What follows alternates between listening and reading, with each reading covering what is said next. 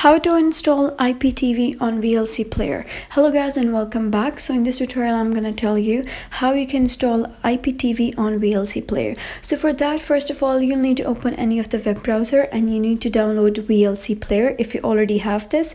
So just skip this step. So click on search bar and search for VLC Player download for PC.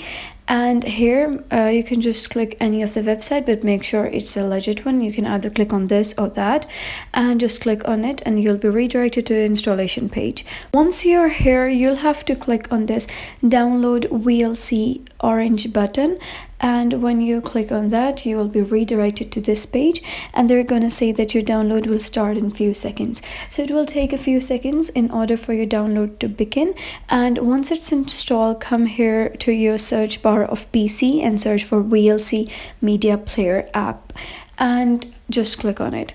Now over here you'll have to click on this media icon, like over here, the media button, and among this click on open network stream, and here you have to place the URL of the IPTV link. And if you don't have the URL, I'll tell you the way in which you can get the URL. So come to the Google, open a new tab and search for M3U URL, and over here search for this website, that is isitiptv.com,